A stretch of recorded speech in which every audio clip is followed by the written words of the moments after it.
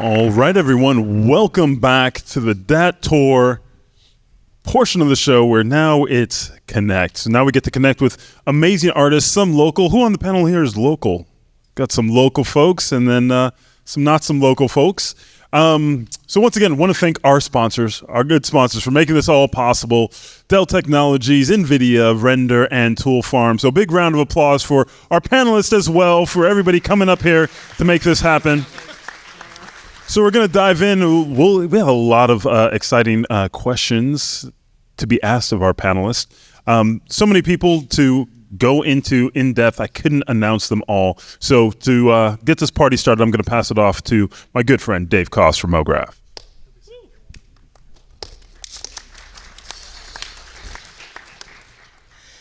What's up, everybody? Welcome to another MoGraph MoCast. I'm Dave. I'm EJ. And this is DAT. You did it. Nailed it. You nailed it. Nailed it. Fist bump. Yeah. All right. We got a lot to do today. We got plenty of time, though. I think we're good. Yeah. If you are watching this online, we try to stream as much as we can. We're available, and you can check it out. But you should come to the local event. Like, come IRL. Come check it out. Make sure you check out gotodat.com, GOTODAT.com, and see when we're going to be in your city. We only have a couple confirmed right now, but we're going to confirm some of the other cities on that list soon and get some dates for you so you can buy tickets. And with that, we're going to go right into the panel, and we're going to start with introductions, starting right here. EJ, you don't usually do an introduction, but, you know, why not? Yeah, I'm EJ. You all know me. I talked before for about an hour. So yeah, I'm me again. Let's pass it on down. Hi, I'm María Guðjohnsen. I'm a 3D artist.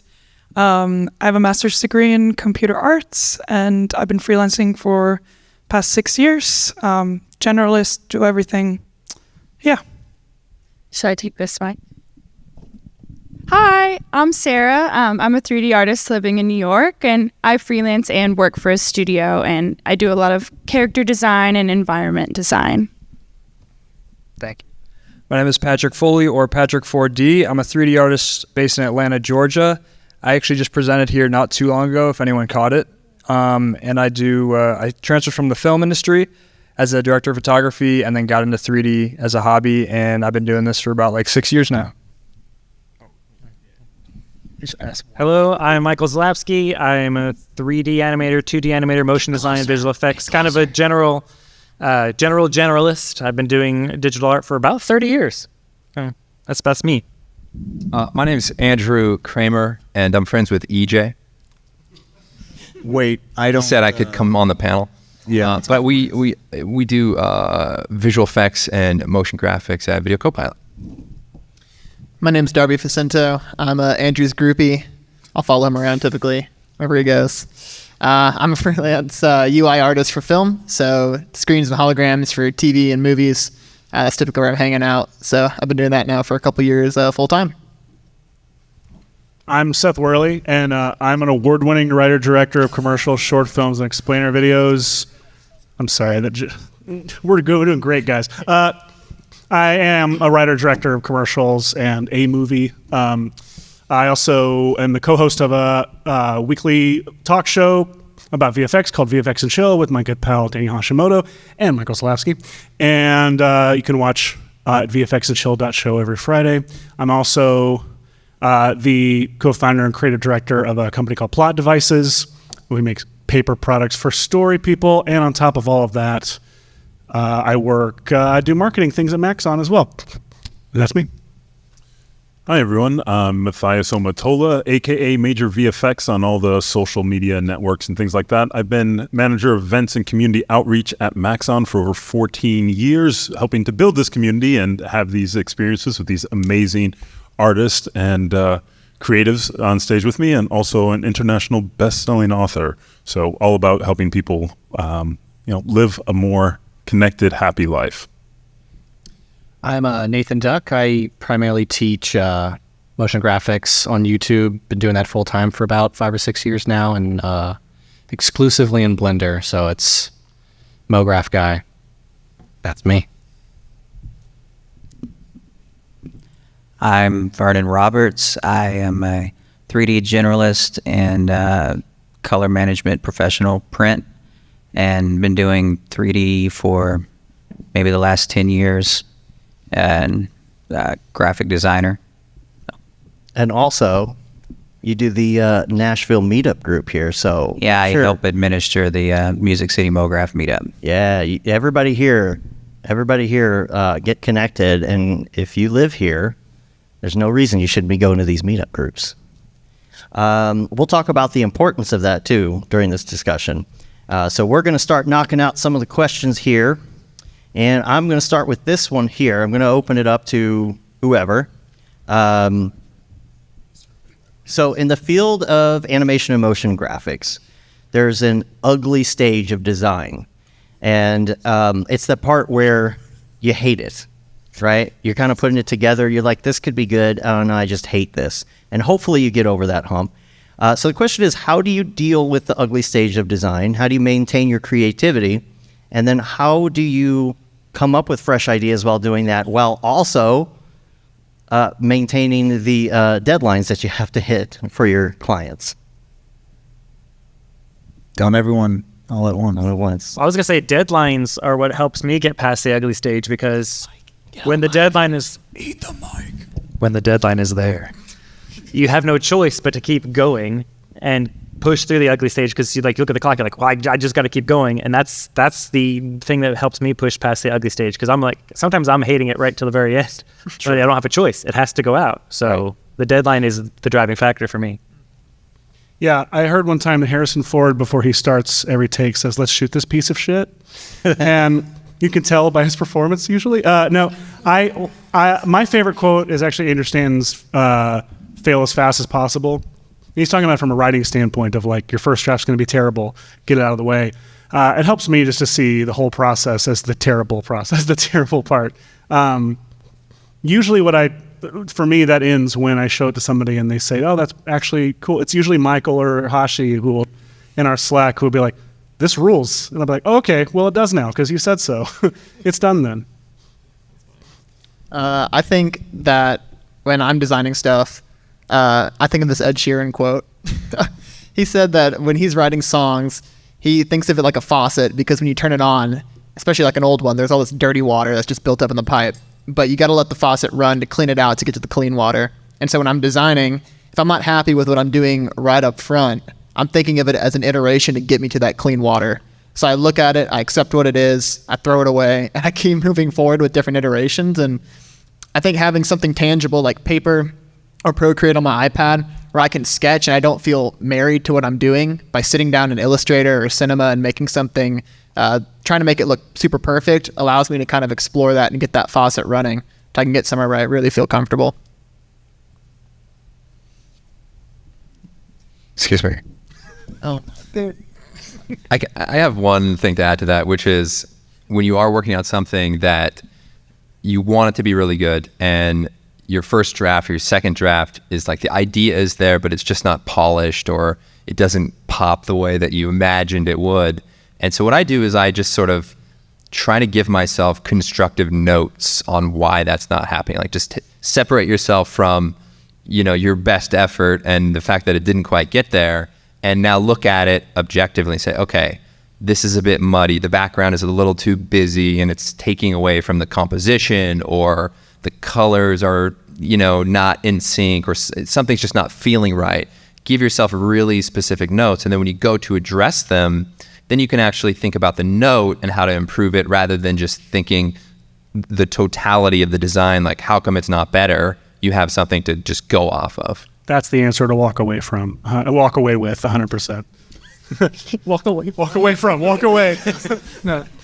I feel like, I'm sorry. No, you're good. I feel like my answer doesn't apply to client work, because you have to sometimes show concept. But for me, not feeling really dedicated to an idea helps me not feel like something's really ugly, because I'm not trying to reach this level. I'm more like exploring. And then when you get fixated on something ugly, you can remember, like, it doesn't have to be there. Like, you don't need this specific asset or like part of your model if it's not working. So I try to not have any ideas going in so that Just kidding. But nothing, I try to be as easy on myself when I'm in the creative phase. And you might see people, they try to like, I don't know, like try to make it better by adding like filters to it, lens flares, or just crazy stuff.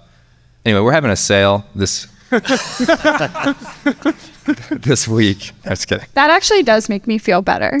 That you're having a sale. No, adding a little lens flare when it's looking a bit ugly. Yes. Yeah. I actually just got told this recently that when you're presenting a design to a client, especially like in the film space, okay? So like when I'm showing a client something, of course my design needs to be thought out and it needs to be presentable to the client. It needs to be like ready to go, tight, perfect. But when they're looking at it, nobody really wants to just see my flat graphic on black. They really don't want to see that. So I'm always throwing lens flares, glows, like making like chromatic aberration, like fringing it up a little bit, because that can make or break a design, not necessarily from your technical ability, but I think that kind of goes into the art of the pitch a little bit, honestly. But it is super important, and he is running a sale, so. No, one thing I was gonna tack onto that is this: can we use foul language? I don't know what's the language. I mean, sure. Okay. So there's a term that I like to use when working on things and running into any level of frustration, and that's "fuck it, ship it." Right? It's just like when the world of like products and everything else, like a lot of times they'll ship it and wait for a recall even. And as artists, there won't be blood on our hands for the most part if we just ship whatever design and just get it out of our own hands. So that's what that's what I constantly tell myself when I found out that I was spending, 3 hours on a small quadrant that's like 20 by 20 pixels, and I was just in it for too long, and I have to zoom back out. I'm like, why am I even doing this? And it was just, I was in my own head creatively, versus the client's probably never even going to look at that part of the picture. They're looking at the whole composition. So if you ship it out, you're going to get feedback soon enough where you can iterate, versus holding it too dear and then just staying in the, I guess the mental hypnosis that you put in yourself under. A lot of times the way I'm getting out of that spot where I'm like, this sucks and I don't know how to make it not suck, is if I'm working on something and I know I can look at artwork that's similar to it, I'll look at what they did. Already finished, already polished work, and okay, what did they do here? What did they do with their lighting? What did they do with their materials? And I'll apply that to me, and then I'll start working and where I can make it my own later. And that's really what gets me out of the rut of like the first beginning part where I hate it so much. But it's usually looking at a lot of inspiration. That's what's helped me across the board, is look at everybody's work and kind of be a student of everyone else and not isolate yourself, because that's how you can really learn how everyone else is problem solving these situations. I had something to say. So, in direct to client work, I'm a little changing this up a little bit, but and I'm making sure you hit your deadline is a little bit on the client's responsibility in getting them to agree to milestones up front. So if the deadline is a month away, then you might have 3 different milestones before your final delivery. And as long as you need to help guide them at each step of the way, so that you don't make sure that you actually hit the deadline no matter what. You don't beyond creative. The client says we want to go back and change all this stuff. Yeah. Well, it's due tomorrow, so yeah. What do you want to cut? From the beginning, they need to agree to the deadline or to each milestone to get to that final date, or you're not going to deliver on time, and you might have to renegotiate your original agreement. So. But there's also, like Matthias talking about those little details, right? I am like really bad at that sometimes. Like I was working with Cameron the other day, Cameron Butterfield, who was on the Denver panel. And he made a base to like a sign the other day, and we were going to send it off to the client. And I'm like, I don't like how that looks. The surface doesn't look flat. Can you change the Fong to 0 on that? Like anybody's going to notice that. But along those lines, how do you, those of you who lead a team, how do you take your team through that same process? How do you lead and make sure that they're not having trouble doing the same thing? How do you guide them through the ugly phase of design? It's a tough one, I know. I've never had to. Actually, I take that back. So I can speak from a director, like a directing live action standpoint. So maybe something will apply. You're working with a team of department heads, and they're all wired differently as people and as artists. And your art director or production designer might need more validation and confirmation in the work as it's going on. And so so much of it is knowing the people that you're working with and knowing that knowing them not just not their work, but their work habits and styles and and how they operate as people and and knowing that you're kind of a coach, and treat them like they're the players, not like you're just support staff and you're the main player. Treating it like you're a coach and you're trying to give them what they need to do their best work. And a lot of times that's affirmation. A lot of times that's reminding the North Stars of this is the direction we're going. But if you're talking about that's about getting the best work out of them. Getting deadlines out of them, that's a producer's job and not mine. So maybe that applies. Find a producer. I remember working on a space-related movie, and we would do the visual effects reviews. So there's thousands of shots in the movie, and one cool thing was you got to see the versions of shots from little studios like ILM, and they would have this shot. Their version 1 was insane, and so seeing other people's work while you're in that process, I think can help elevate everybody that's in the room, because everybody is aspiring to create that next, everybody's going to work on the next version of their shot, right? And so to see all of the different sequences and how they're coming together, you're going to be able to say yeah, you know what? I like what they did there, and I'm going to try to, elevate my shot. And that way everybody's kind of on the same page. And then hopefully a really great shot doesn't happen right before your shot gets reviewed. That's my only advice, okay? Get in early and then get out. Actually, the one thing I forgot to say is knowing what you want, knowing not just knowing what you want, knowing whether or not you know what you want. And because there's a lot of times you don't know what you want, and you've hired really talented people, or you're working with a team of people that can help you get there, and being crystal clear about that, and literally and spelling out here's what I do know. Here are the details. I've got this blurry vision in my brain that I think it could be. Here are the attributes of that blurry vision. Here's some reference stuff for it, and just being incredible, as clear as you possibly can be. And then when you can't be clear, being collaborative. Actually, that sounded like it could go on a t-shirt, so I'm gonna stop talking. I learned pretty quickly that, at least with what I do with film, I'm a designer, not an artist, I guess, and there's a clear difference.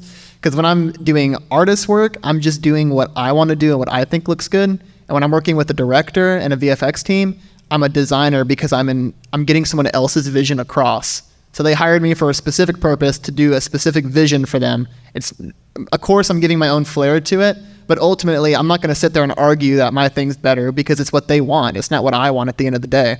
So that can help you get clear vision as well, because you have a common goal at the end of the tunnel of, well, I don't have to figure out the end goal. I know exactly what the director wants. I may not agree with it, but that path's laid out before me, and I need to kind of lay aside my opinions in some ways to get to that final goal.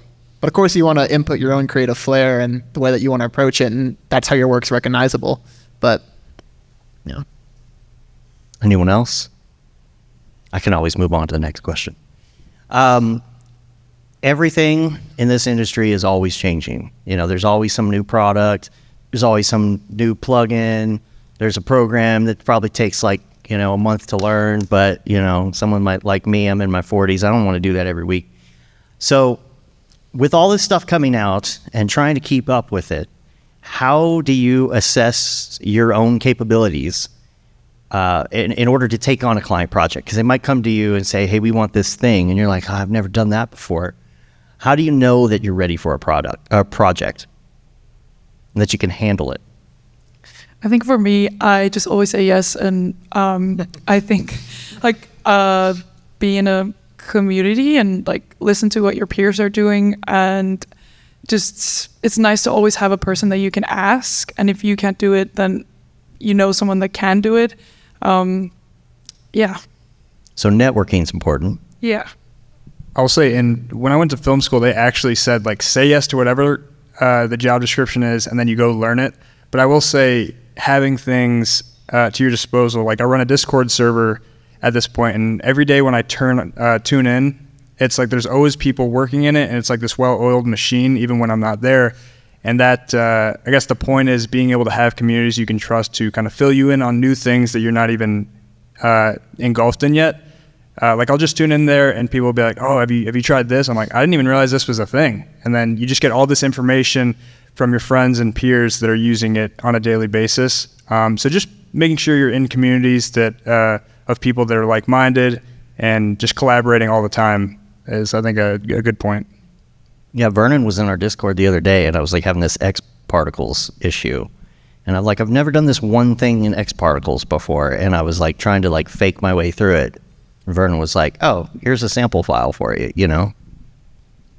I found the best way to figure out how to do something is to try for hours and hours to do it and fail, and then finally go into a forum or a Slack channel and post the question publicly, because you will immediately find the solution yourself the second you hit send. That's all. Another little hack on that is ChatGPT. Right. We're not there yet. Sorry. We're not there yet. That's much later conversation.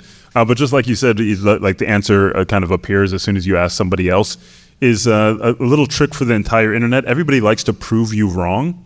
So if you ever need help for anything, just go on the internet and act like you know how to do it, and just say, oh yeah, I'm going to do this thing and this is how I'm going to do it. And then watch how everybody corrects you with the actual right way to do it. A little hack right there, because they just want to prove you wrong and call you, stupid. And little do they know, right? As someone who does tutorials for a living, that's so true. Every video, there's a correction, even if they're wrong. And it's, you flipped it around. You hacked it. You made it a benefit. Yeah. Use your network, folks. Use your network. Like, let the hate consume them and give you the right answers. That's it. I feel like one way to stay like up to date with software too is dedicating time to feel excited about new things, because it's so easy to get into a rut of all the stuff you know. So like just doing like one day a month where you learn a new tool and like feel like a kid again using the software, like helps me feel engaged with like new tools. I just find myself using like the same things, like you have the same pattern of working every day. And then one day you're like, I'm just doing a formula. So that's how I keep up.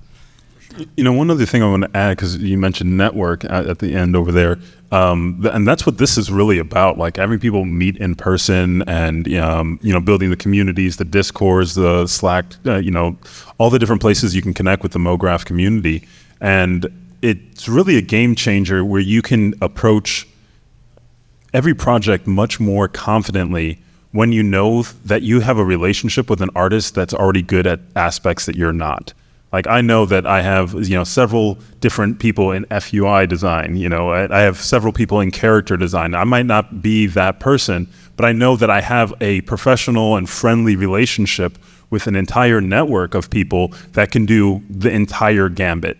So that's one of the things that I would strongly encourage. And for those of you who are here, like meet somebody new. You might meet 2 or 3 new people, and they would give you that edge to be able to take on the job that you would have been very stressed about, knowing that you had a friendly conversation. They'd be happy to work with you. And I think that makes a big difference, just knowing your network. I was going to say, if you follow a bunch of motion designers on social media, you'll see new tools posted daily. It's crazy. There's so many new things all the time. And it will seem like that you're falling behind. You don't have to learn all this stuff. I think it's very valuable to just stay in your tool and just get really good at it. It is valuable to go to meetups and see what other people are doing, what people who are working at studios are using, and so that at least you can fit into someone's pipeline as a freelancer.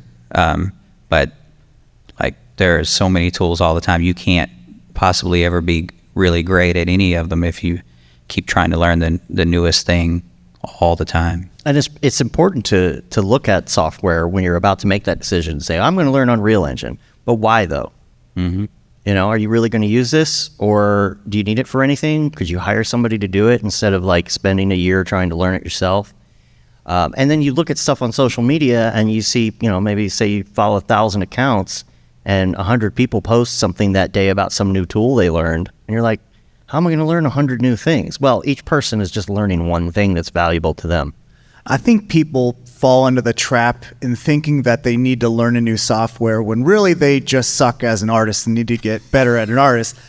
I was one of those artists that was like, oh, if I learn the new technical thing in Cinema 4D, like that's kind of how I got into tutorials, was I was like trying all the new technical stuff, but like I still have my first tutorials on YouTube and the thumbnails are god awful. Like I didn't know how to design anything to look good. I know Chris Schmidt had this whole, same journey where he was just getting into technical stuff but didn't know how to make things look good. And so I think focusing too much on software when it's about the artist, it's not about what the software is putting out, it's what you're putting into the software. So always remember that.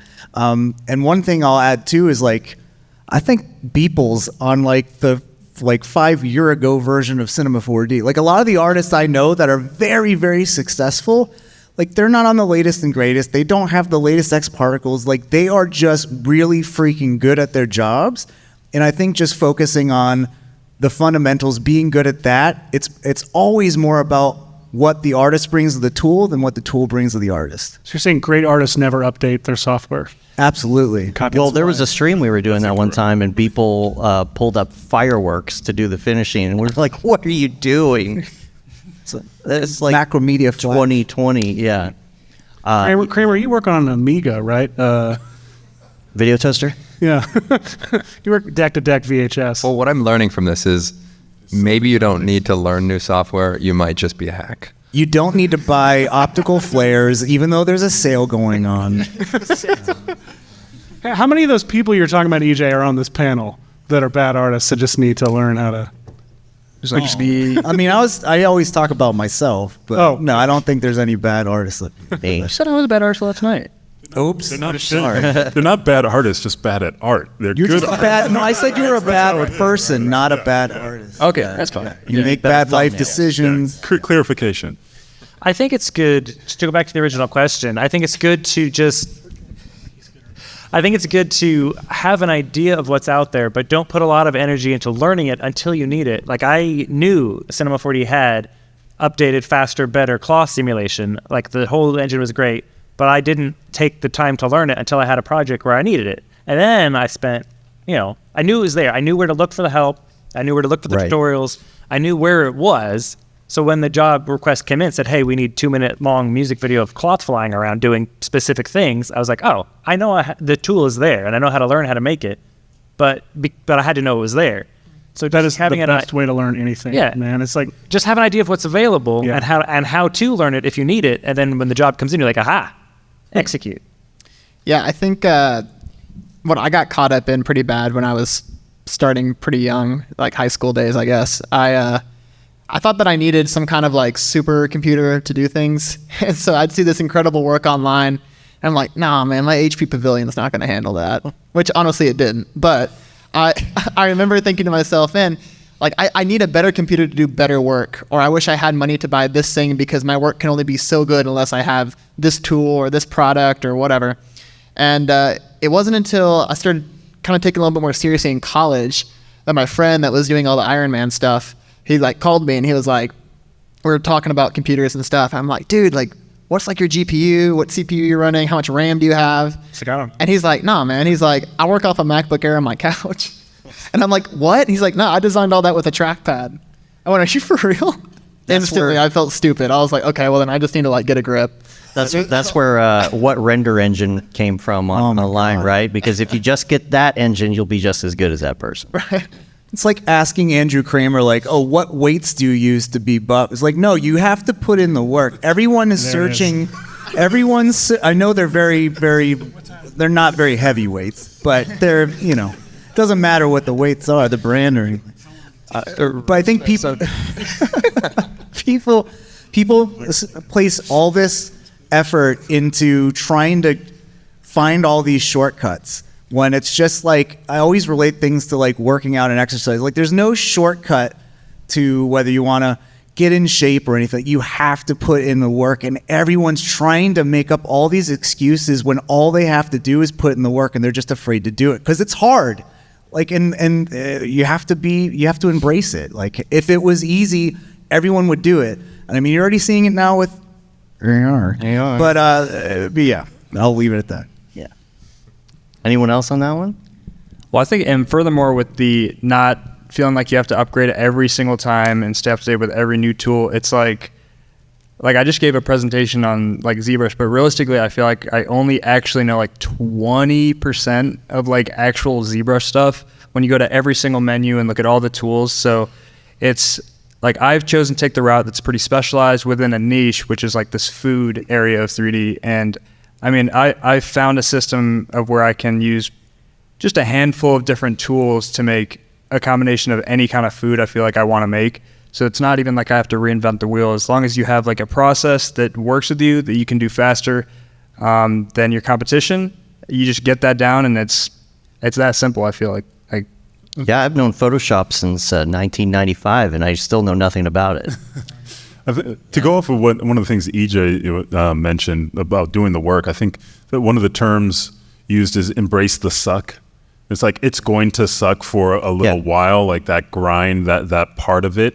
But the more that you can psychologically put yourself in that uncomfortable situation and just say, okay, this is just going to be uncomfortable, and you're not running to relief. Like, okay, how do I just get out of the uncomfortable situation as fast as possible?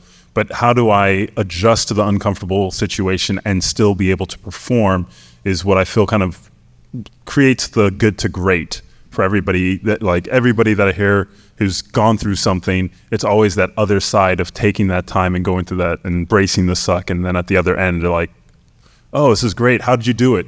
Oh, how do you do it without the sucky part? That's what everybody. That's what everybody else. It's like that was. Everybody has used this Ira Glass quote. It's because it's the greatest thing ever said about creativity and storytelling. Is that like when you start off at anything you want to try and learn how to do, you're not going to be very good, and the trick is if you know you're not very good, if you can tell, that's when you know you're not doomed, because that means you have taste. You just don't have the skill to back it up yet. And so the time to be worried is when you start off at something, you're like, I did it. I'm there. Like, that's when you're screwed. That's when you may not have the taste. And it was like, taste is literally what will carry you into the rest of your life. And yeah. There's a great quote from Three Stooges. I forget which one, but he says, if at first you don't succeed, keep on sucking until you do succeed. And I think about that all the time because I'm still waiting for the success part. I thought you were going to say because I suck. Is what I thought you were going to say. Will I do? I'll do it. Is there anybody else who wants to chime in on that before I go to the next one here? This is kind of related. They're all kind of related. They're all MoGraph. So I don't know, I've been in this 20 years doing the 3D part at least, right? And I've always worked for other people. Always. I've never done my own thing. It took me 20 years to do my own little short or something. And my question is, because a lot of you do a lot more personal stuff than I do, how do you get that balance, client work and personal stuff? How do you make sure you're maintaining that balance that you want if you want to do personal stuff? For me, it's just when I run out of money, I take commercial projects, and when I have money, I do personal projects. But I do try to push myself and like make time for my personal projects. I think it's just where you put your focus and energy into, and trying to like push time in the beginning to make that space for your personal work, and then eventually you're gonna get hired for what you put your attention to. And yeah, just sticking with it. Yeah, I had kind of a related answer. Is like, I first of all enjoy making personal work, and the more you post or share the work that you like, the more likely you're going to get jobs related to it. So I found myself in like a client work hole, and then I hate the whatever style, and then they ask for more and more, and I'm just like, I'm not enjoying so you have to break away from that by like branding yourself as what you want to keep doing. Yeah. I was going to say, you have to make time throughout the year at some point. If you're total freelance, then your rate needs to accommodate for you to have some time during the year to do one project, I would say at least, and then get some of that work that you really enjoy doing into your reel so that you can continue to strive toward getting the work that you really want to do. If your rate is too low, or if you're too cheap and you're staying booked, you'll never get out of that. So that's my point of view on it. That's good on that too, because I'm kind of on the opposite end of that, where 90% of what I do is personal work, and I've found there has to be a balance, because if all you're doing is personal work, at least for me, I don't progress in learning more things and getting better. I tend to just stay in what I'm comfortable with and having fun. And You need the clients to take you out of your comfort zone. Push you, that really, like, they ask you to do something that I don't think I know how to do that. Like, I can say, like, one of my best friends started with 3D, and he just started saying yes to things. Like, someone asked him to do like a fluid simulation. He didn't know how to do it, but he said he was going to do it. Now he knows how to do it. And if he was just doing personal work, he may have never touched fluid simulations ever. So I think the balance is extremely important to have.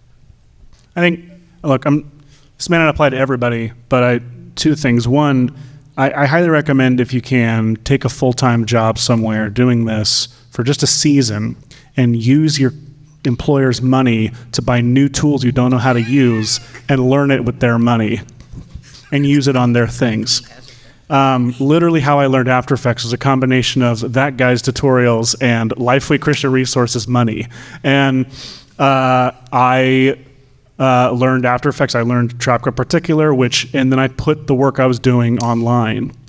And for me, that's how Red Giant found my stuff, and I made shorts with them for 5 or 6 years. I'm not saying that always going to happen for everybody. The other thing that I found success in, is not to let personal work and professional work be such a black and white binary thing.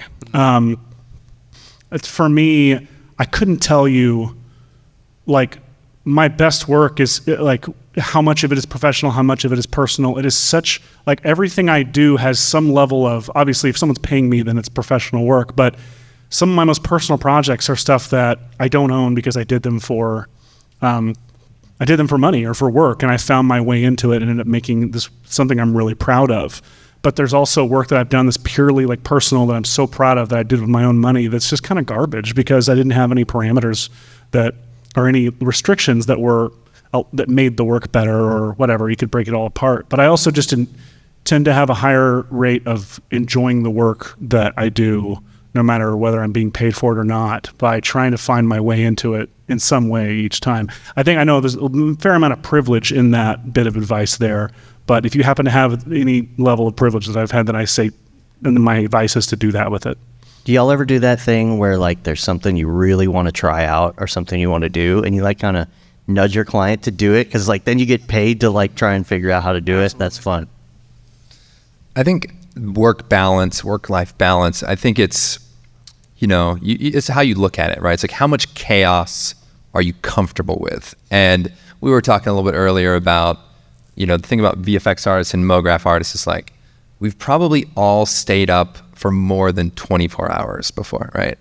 And that's, not everybody is, comfortable doing that. I mean, not that it's comfortable to do that, but we have a certain understanding of what the chaos on either a personal project or a professional project might be. And you just have to decide, like, every day is not going to just be chill, right? And you just have to decide, like, how, crazy do you want things to get? And so, and my perspective is a little bit different because for me, we're a software developing company, and what I like to be able to do is take on a professional project that is outside of my skill set, right? Like, going back to what we were talking about earlier, like having somebody pay you to learn how to do something new, right? Like, great advice.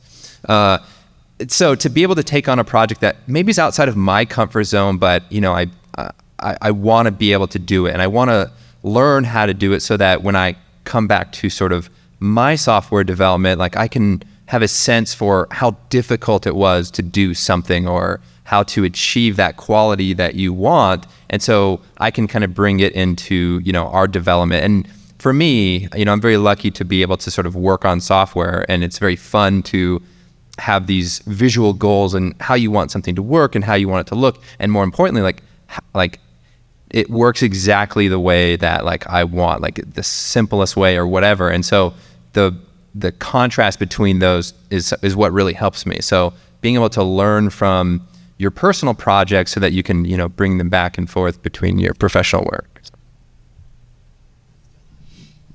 For me, and this is probably completely unhealthy, so honestly don't replicate this if it is, but I'm super extreme about like everything that I do.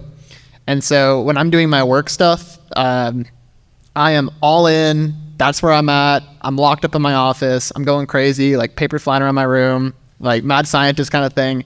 And then when I'm done, the last thing I want to do is sit at my computer any longer. I want to like get up and remove myself completely and do something totally unrelated.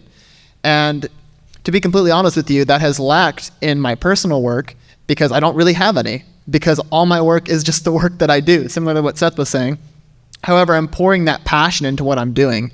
And so when I look at the work that I'm doing to get paid, I look at it as a chance to express myself on somebody else's paycheck, really, right? And to use a project or use a client's ask to grow into a new skill or a new tool. And then when that time's up, completely remove myself and let my brain absorb it while I'm going to the lake or I'm hanging out with friends at the coffee shop. Most of the people that I hang out with do not care about motion graphics like at all, and they would not care if I told them what I did. So they're like, Darby, we don't want to hear what you're doing, so let's just go play basketball or something. So I think it's super important to have that community of people that are just totally unrelated, and you're just able to step away. I found that important, but again, that may be like super extreme. So what, to have a healthy, to have a life, that might be extreme to have a life, but sounds like it. I care. I always love the quote from Brad Bird, who writes Pixar films, where it's like, animation is creating the illusion of life, and if you don't have one, you can't create it. So I would not be, but yeah, like just like you said, like you need to unplug. You have to recharge your creative juices, because if you're just constantly working because you feel like you need to work, like what experiences are you missing out on that could help inspire and fuel that creative juices for your next project or find out the next thing you want to work on? Yeah, like when I'm writing a course, I get more ideas while I'm riding my bike than when I'm staring at the Blender blank page going, okay, what do I want to teach today? Let me study my animations. Because I don't know how the brain works in that sense, but having that lull where it's just like it comes to you, even because in those times, like you were talking about, like cranking through and just being obsessive, because your brain is working on that in the background, so it's still happening whether it's the subconscious, and so the subconscious is going to bleed into when you're not working and give you more clarified ideas. And so it's so funny. My son is here. He's hiding out there, watching the show. I just put him on the spot. Don't look at him if you see him. We've been watching at our house. We've been watching through like sitcoms and shows that my wife and I love, and there's one that aired for one season called The Grinder with Rob Lowe. That is one of the funniest TV shows of all time. And in it, they talk about on these like procedural crime or law shows, the main character who solves every crime. Sometimes you just have to have a side story you give them where they just go off and start painting a boat, or their son comes home from war and they're talking to their son, and their son says one word and they're like, that's it. That's the key. And they realize, and they go off and solve the mystery. So it's so funny you're talking about that. I'm thinking of like, sometimes you need a side story just to go off and be like on your bike and you see a wheel and you're like, rotation, rotation blur, radial blur. My God, it. And you leap off the bike and ride home. And it's like, why are these people friends with you? Do you keep doing this? But yeah, you need a side story. Julie and I go running a lot, and it never fails. I'm working on like something, I'm having problems, and it's time to go running. It's time. We only have babysitter for an hour. Okay, let's go. And we go running, and we're like almost done. And I'm like, I got it. I figured it out. All right, and then we're good. So you know why that is? I was reading a blog about that because some of the most, like Einstein, all the most famous, smartest people in history, most creative people in history would always get their best ideas when they would go for a walk. And one of the reasons for that is your brain is always trying to keep you to think inside the box. That's why you have the fear to do anything new, is because your lizard brain is telling you, it's trying to keep you safe, right? So when you're actually exercising, you're walking or anything, your brain is actually diverting resources from that part of your brain that tells you don't do anything weird. And that's how you can actually let those fresh ideas come in. So it's very fascinating. Like, yes, being active, even if it's simply a walk, is so good for your creative brain. And, we harp a lot on design. You're learning all these programs and everything, posting the stuff that you want to, for the work you want to get, right? It's like if you post like a whole bunch of explainer video stuff on your feed, and then you're like, why am I not getting like super awesome visual effects jobs? Well, that's the reason right there. How do all of you approach your branding, building an audience for your work so that you can do that? So you can craft some stuff, you can put it online, and you can kind of, use the secret and will some of this work into existence. I feel like I come from a very privileged spot, having the size of the audience I have. Because what my YouTube channel simply has been for the past 6 years is I made something I think is cool, I'm gonna make a tutorial, and whoever wants to learn that can. And then that grew really well, and so now I have clients going, I want that for myself. And it was mostly concert visuals. And so a lot of artists would come to me and they want me to do that. And so for me, it came from just wanting to teach the stuff that I think is cool, and then clients approached me, and it was simply because of the volume of people watching. And that's why I say it's like a privileged position to be in. But if you have the ability to just keep posting all the stuff you think is cool, sometimes that works out. And and I'm sure a lot of people can relate. A lot of you work on something and someone looks at the computer and goes, that looks really cool. And you go, what? There's no way that you think that's cool. Sometimes you just need to put out the stuff you did, and you'll eventually learn and gain taste and go, oh, actually that was really cool. And you'll get the clients for that. But just put work out. Because when you're first starting, it's kind of, you're scared to do that, fear of judgment or whatever. But just put work out as much as you can. Don't put too much before it where it suffers your work. But yeah, just post. Yeah, I don't know. I'd say the more the better. Yeah. I think just because the more you put out, the more you're evolved, the more you have to make. And the more you have to make, the less precious you'll be with it. And also the more you do, the more your work will evolve and your skill will evolve. And like you'll find a certain voice of your stuff. And the truth is, like, there's so much stuff out there. My cynical thought is like, you're not going to stand out anyway. So just like don't be so hard on yourself and don't be too precious with all of it. I just found that the less hard you try at this stuff and the more you try and make the process the rewarding thing for yourself, like weirdly, that's when I think your work tends to shine the most and people notice it. Vernon, you did a year of dailies, right? Trying to learn software and stuff. Did that help you? Did you post that? I did 2 years of dailies. 2 years. Yeah, I was a big Beeple fan early, and I was inspired by his work ethic way before NFTs and everything. And so I tried it. I actually did maybe like 2 weeks to see if I could do it. And then I just started going public with it and being when you post it, you're accountable. Right. So I just said I was going to do 1 year, and then I stopped. And then maybe like 2 years later, I did another year. And that, for me, that was like 700 and something projects that you can go back and cut a reel or something. It's really easy. What I was going to say is that I think that self-brand, I talk a lot about branding, but yeah, your self-brand and positioning is really important on whether you want to be an individual artist, or you want to be branded as a studio, even if you're just an artist and you have somebody helping you on the side. If you want to do work direct to client, or you want to work for a studio and a pipeline with other people, that should inform your decision on how you want to brand yourself. Myself, I've branded myself as an individual artist. So if you go to my website, you'll just see it's just me, Vernon Roberts, and I'm not a studio or hiding behind a name. And I did that because my interest was to target freelancing for other people, and they go out and get the clients.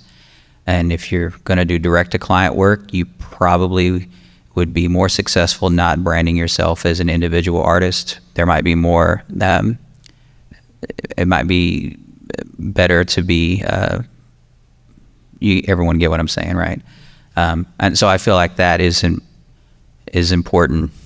I don't know where I was going with this, but. No, yeah. Totally makes sense. And like, Patrick, all the food stuff, do you get food stuff from that?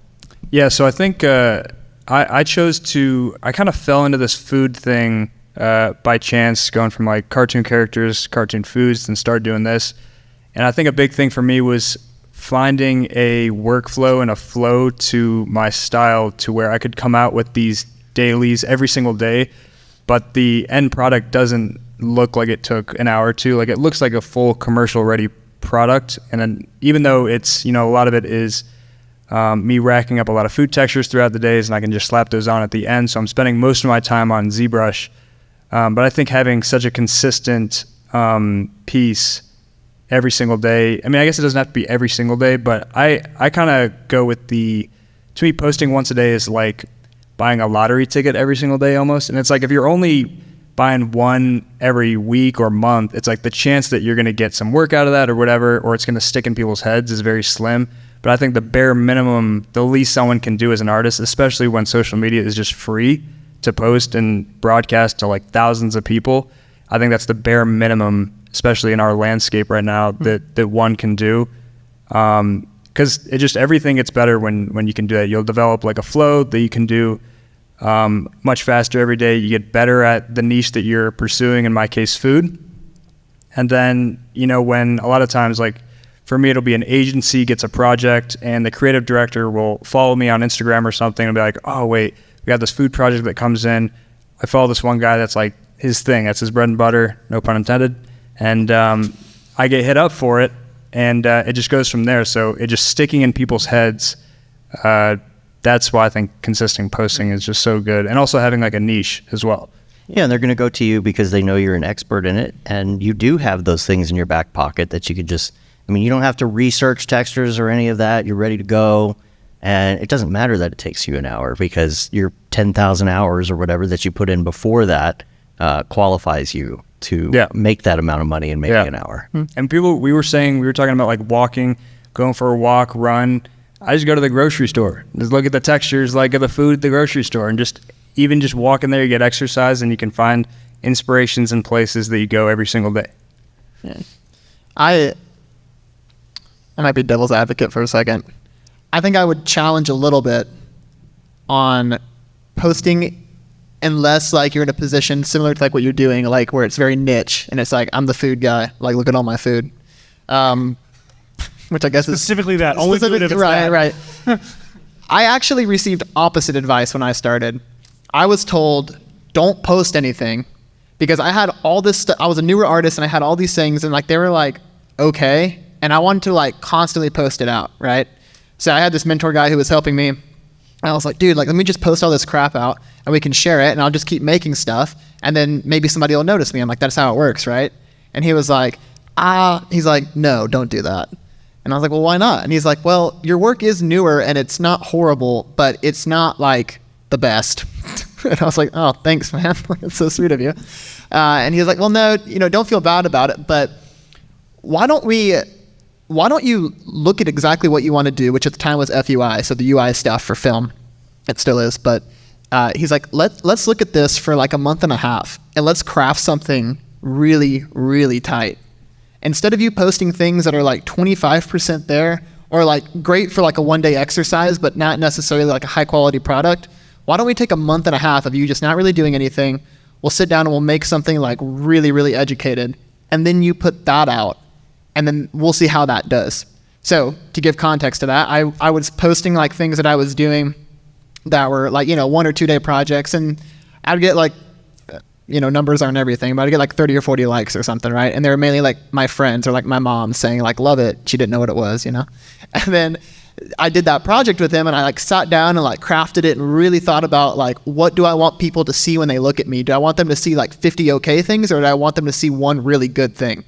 So I was like, let's just try the one really good thing. And I posted it, and like tons of people saw it. I got a ton of attention because there was like we kept saying this word backstage, essence. There was like an essence about it that I think people could pick up on, right? And why of course, like, put your content out, because people are not going to see your content if you don't post it out. However, I learned very quickly on not to post every single thing that I do, even if it's within the niche that I enjoy, because sometimes it's just not worth sharing, because I don't want a client to necessarily see that. Which may sound kind of weird, because then you kind of have to self-judge yourself of like, is this really good? And I don't think it's necessarily a quality question as much as it is, how do I want to be perceived by the person I want to be hired from? There's definitely for the meal stuff, right? Yeah. Sorry, what'd you say? For the meal. I was going to agree with what he was saying on the daily renders. It's tough to produce something that looks great every day, and it's mostly about accountability of sticking with your streak of doing something every single day. But the result of that is your Instagram feed won't look great for years. Yeah. So if you go back and look at my first stuff, it's still on there, and it's not really that good. So I think it happens to me a lot is that, being on like the director's end of things, or, the leader side of things, like someone will be like, what about this guy? Can we hire this guy? Or do you think this guy or this person will work for this? And I'll look at their reel or their site, and I'll see a like diverse amount of stuff. I'll see explainer stuff. I'll see some particle stuff. I'll see some motion grab, and there's some stuff in there that's like really good. That's exactly what I need for this job, but I can't tell if that's like their main thing. I can't tell if that's even work they did on that project. Whereas if someone's like, what about this person's stuff? And it's like all this amazing rad food stuff that all has a very simple, like maybe not the most similar aesthetic, but the more cohesive it is, I'm like, the quicker I'm able to judge like whether that person's the right person for the job. That said, I don't know if that's the right advice. I just know that's my experience from the hiring side of things. Right. The answers are very much all over the place, but I think it's what kind of work are you doing, and then apply context to that as to how to go about, I guess you're like, because we're talking about posting here, apply context to how you're posting.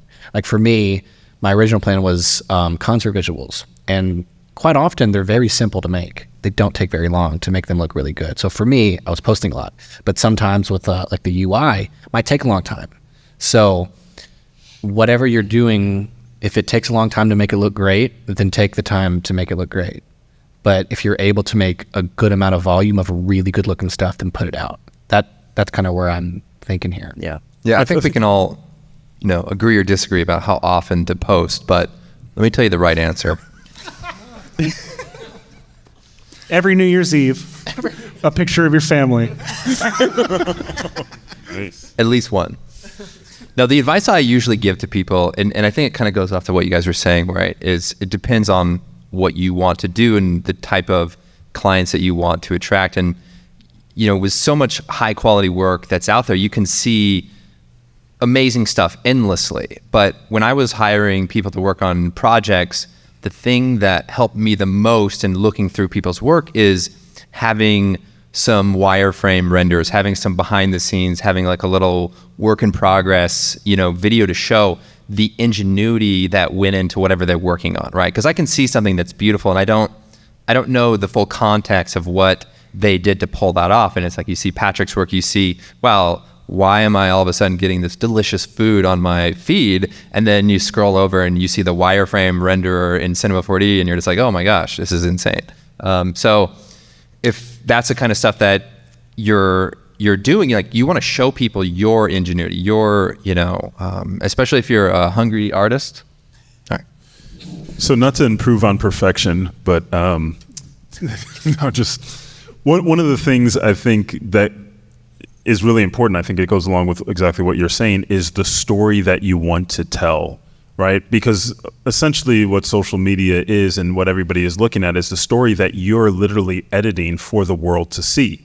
So if you're doing high-end work and that's what you want to be known for and that's what you want to be, hired for, doing FUI or food work or anything like that, do as much storytelling around the specifically how you want your client to see you, right? So that's the thing, is you're curating that. That's part of your creativity as well, is to build your own story, to build your own bio in a way that when a client sees it, they see the work, they see the wireframes, they are putting together the story that you're giving them through your feed, that they can go on this journey, and now they're going to have a relationship with you before they even meet you through your work. So that becomes a story, and that's one thing. So looking at your intentions behind it, it's going to be a really big thing.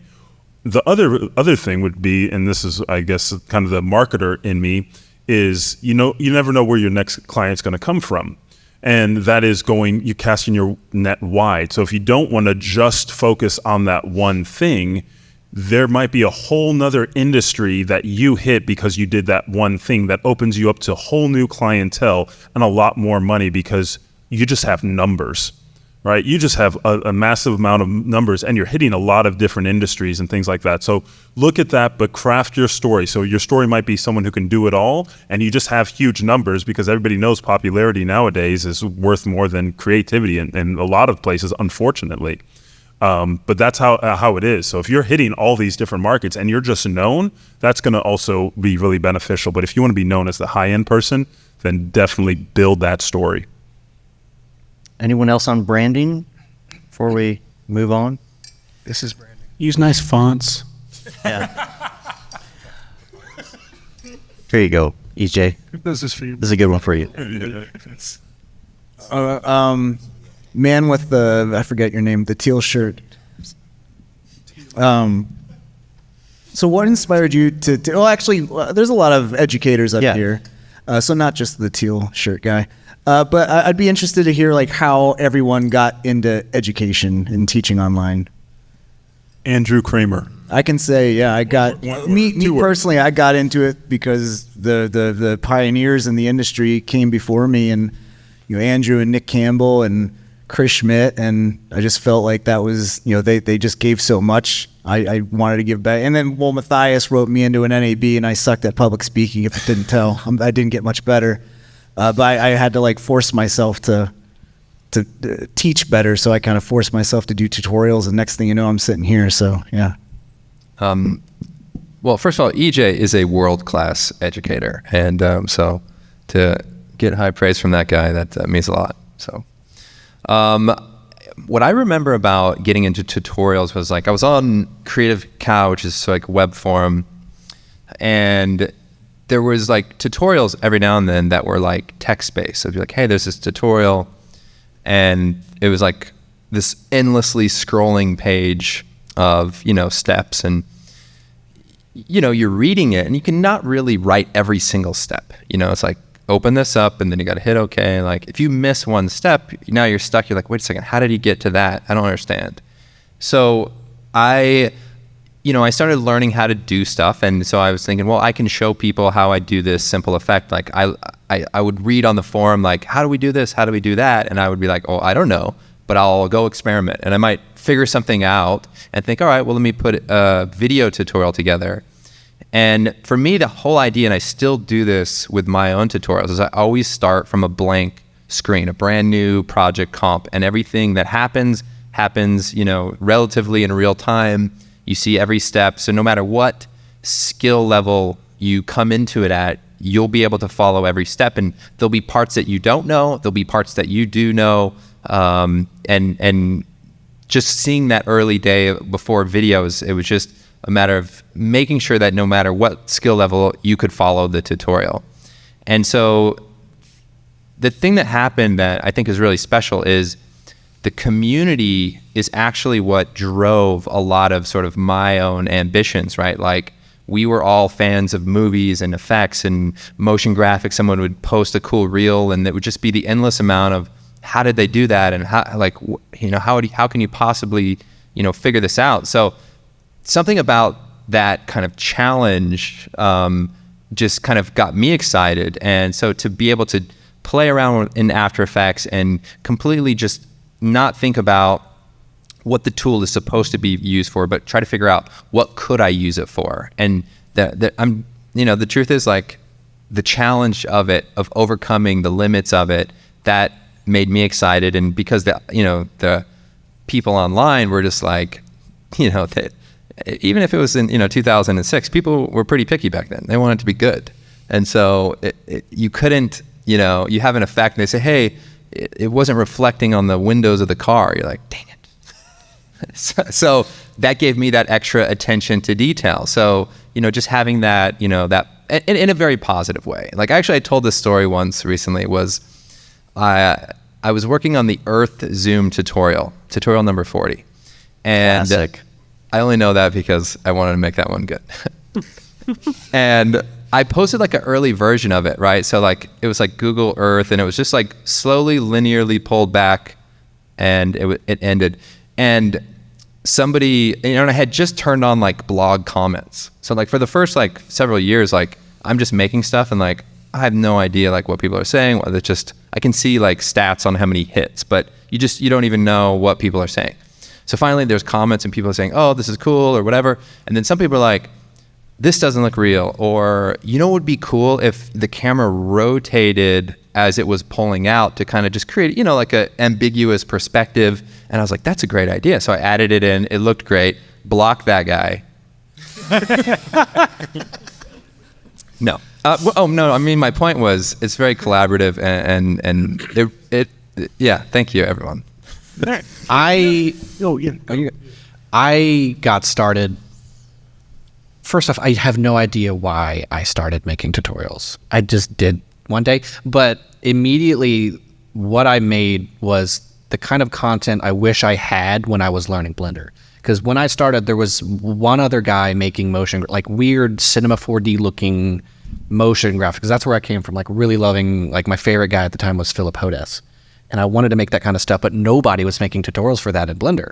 And so I was just watching Blender tutorials and then applying that knowledge to weird abstract stuff, because that's what I love. And so when I started making tutorials, that's what I made tutorials about, was the kind of stuff that I wished I had when I was learning. And that was the motivator. And still to this day, I'm making tutorials for the Nathan 7 years ago who just wanted to make cool stuff. I almost didn't even care about the tools. I just wanted to make cool stuff. And still to this day, because I know when you're first learning a program, it sucks, and you just kind of want to stop and take naps all day because it's wildly boring.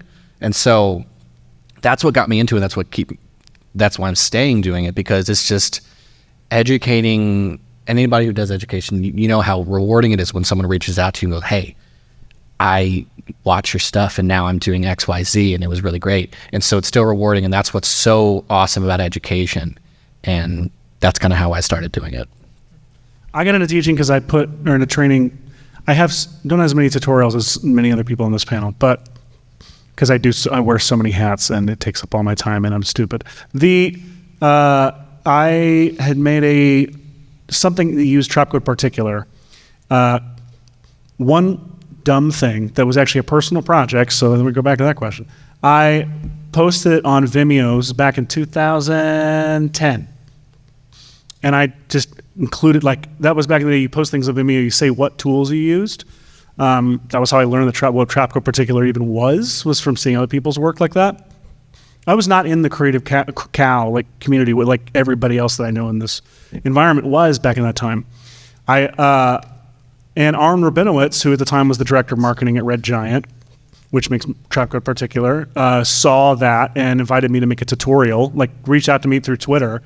Do you want to make a tutorial on this? I never made one before.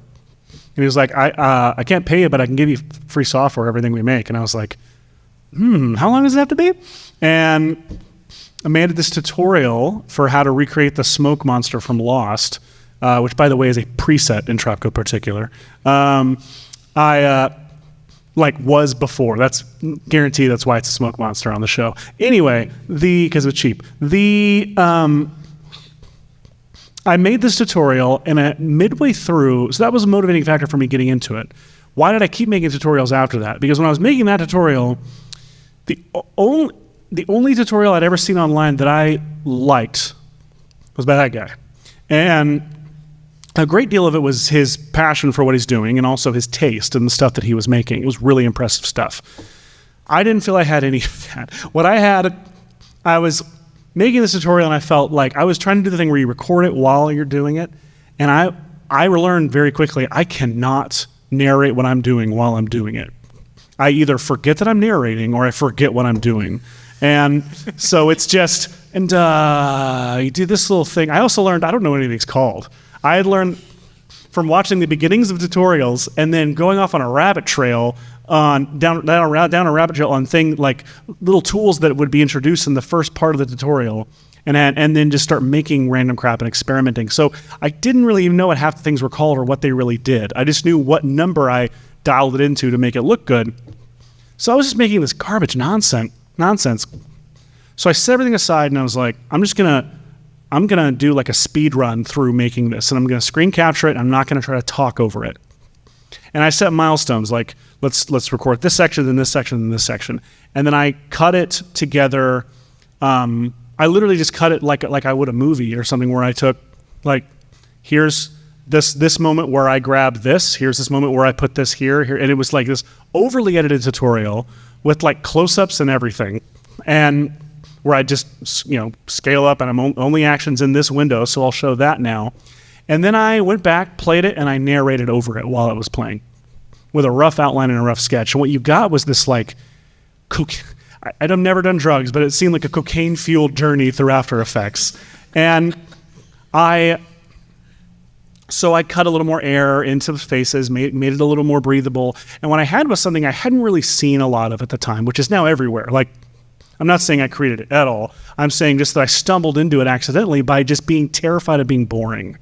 And that's still how I will make a tutorial or do something, is I will be trying to teach something that I'm incredibly excited to show you about. And usually I'm excited because I just learned it. Was that Mount Stupid, where you see like the amount that you know about something and is like this line, and the amount that you think you know about it is this line? That's Mount Stupid, that first amount. That's where my best training material is, because that's when I'm most excited about the stuff that I'm teaching. And so like it's that passion and excitement combined with the fear of being boring that has made any of like the watchable training stuff that I have out there. I'm also curious, those of you who don't put out tutorials, how you feel about the value of what people put out, because there's so many free resources online. There's so many, and people just take the time to do that. So how does everybody feel about that, and what value do you get out of that? I want to comment. Every time that I meet someone who is somewhat famous online who does tutorials, I always try to tell them that how much I appreciate it, because I don't do it because it takes time. So, I don't know how they do it. So, yeah, sometimes you don't hear feedback. You just post it online, and it takes like people coming up to you before you really realize, oh, hey, that was helpful. I think value-wise for me, I don't teach anything, and I probably should never teach, honestly, anything. But as an absorber of taught things, I learn by having a specific goal at the end of the path, and then like figuring out how to get to that goal. If I'm going to learn After Effects and I just watch videos on Welcome to After Effects, I'm going to go through every single button and tell you what they do. I will not learn After Effects that way. But if I know I need to learn a specific effect or a specific, if I know I need to do like a fluid simulation or something, then I have a clear goal to get to that, and I'll like pick up the program along the way. And that's kind of how I learned After Effects. And when I was 13 or 14, I watched an Andrew Kramer tutorial. This is my Andrew story. Only one I have. We'll all go around and say, Right. I was like, maybe 15, something like that. I was younger. And I was trying to make one of those Iron Man heads-up displays like in the helmet. And I got recommended over to Andrew Singh because they had one like back in the day, I guess. And I remember doing it, and like mine did not look good. But within that, I didn't know After Effects prior, so I guess I should clarify. I wanted to do this, thought it was neat. I convinced my dad to buy this program that I found online. And then I would stay up super late. My parents are divorced, so I'd go to my dad's house and he'd go to bed, and I'd stay up super late, and I'd sit on our family computer in the living room, and I would watch his tutorial like super loud. And I would do this HUD tutorial, but the whole time I was absorbing knowledge of like, how do I track motion? What's the 3D camera tracker? How do I make just a basic grid to throw in here? What is rotate? What's the hotkey for that? Right? Like I would have, just the way I learned, I would have never picked that up if somebody was just trying to explain it to me. Because in my head, for me to translate, oh, with this, I can do this, it's hard for me to make the connection. But watching the way that they described it, the way that you do stuff, I was able to like creatively make those connections in my head. So then when I wanted to make a project on my own, I'm like, oh, well, I could click the 3D camera tracker here, and I could take that data, and I could put it here, and I could start rotating it. Yeah, it was super helpful. So things like that are awesome. I was kind of started in education in a different way. I relatively new to making video tutorials, but I'm somewhat of a veteran of posting answers to people's questions on the internet. I started out learning After Effects on VHS tapes, and then lurking on Creative Cow before video tutorials existed, just watching people's questions get answered, and kind of learned After Effects that way a lot. And I was like, as soon as I have enough knowledge to answer someone's question, I was like, I'm going to give back to this incredibly generous community, and I'm going to answer something. And I did. And they're like, thank you. And I was like, yes, this feels so good to be able to help someone else. And that was just what sparked me. Like, I just love helping other people. And then I started, like, if I sit down and watch someone work, and be like, oh, hang on. Stop for a second. Let me show you a quicker, faster, easier way to do your thing. And that's what sparked me. Like, I love helping make people's lives better. So that's how I got into the start. And just so you guys know, this guy is the encyclopedia of all After Effects knowledge across the entire internet. This is walking documentation. I'm pretty sure that the first time I ever saw your name was Creative Cow. And I just kept seeing you like all the time. Yes, so like putting out fires. So Matthias, the guy that's constantly commenting on your tutorials, telling you how to actually do it, meet Michael. He's here with us. Thank you for those corrections. But he had like a smiley face with the, emojis are helpful. Yeah. But no, I just like, I just get so excited. Like that's most of my training that I'm put out now is just like, I found something super cool. I think you'll find it super cool too, and I'm excited. Honestly, I think our industry is truly one of the most generous when it comes to knowledge. Like, you think about other industries, you're trying to hide secrets. You don't want people to know this trick. Like, I feel like the people, they're like, I found this cool thing. I have to post about it right now. And, then it gets shared. And I think that also we reward those people who put the effort and the time into that, like by sharing it, by letting people know about it. Like the amount of just, community growth that happens because of that kind of genuine, generosity. Like I don't think I've ever seen it in any other industry. That's because the pioneers like yourself kind of set the bar, and that's in all due honesty, because we didn't really see other people communicating to the depth and the need of the creative. I owe a lot to you personally in getting into this, because when I first got started and I looked at other 3D programs, Maya, Max, and all that, as soon as I opened up the program, I became intimidated and I shut it down, and I was like, man, I have so many creative ideas. I don't know if I'll ever be able to execute them, but if there is a time where the tools will meet me, where I can actually follow through it, and I don't feel like an engineer, but I still feel like an artist. And it was literally your bullet tutorial and seeing how it was done in Max and Blender and Cinema. When I saw Cinema, I was like, that's like 11 clicks and I'm doing a Matrix style effect. Sign me up. And it changed my belief in myself. And I think you and Nick Campbell and a couple other people, early phases, you were permissioning us to be able to take that leap into the creative deep end from the things that would intimidate us or would be fearful for us. and now a lot of people have kind of rode that. But that's so kudos and thank you. That's you've changed the lives of tens of thousands of people creatively. Should leave now. It's not going to get any better. Us geeks like to find each other too, I think. So it's that knowledge sharing. I don't know if anybody's ever read or seen anything about like the original Silicon Valley computer clubs, like where they would show up and be like, look what I figured out how to do on the Altair this week or whatever.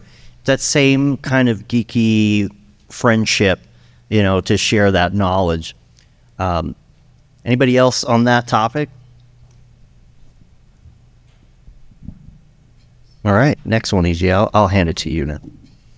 All right, so we have a lot of talented artists up here, and Andrew Kramer, and we have all you beautiful people in the audience. We would like to open up questions to the audience if you have any. Don't be shy. We know there's a lot of different levels, of experience here too. So it'd be really great to hear your thoughts.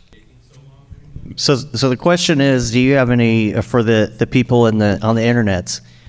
Do you have any horror stories about the projects that you did? I've been trying to make the same movie for 7 years. That's one. That beats me. Oh, questions from the internet? Oh boy. No, we'll stick in here for now, and then we can open it up. I'm gonna have to open my phone, so hopefully it's not loud. If anybody does have questions on the internet, go ahead and post them, and I'll open my phone. But I'll let you go. Me? Anybody else? I chased down a priority issue in Cinema 4D for a week and a half or something. I thought I was going to be done, and it would not go away. And I never found it. I just rebuilt it a different way. Never solved the priority issue. So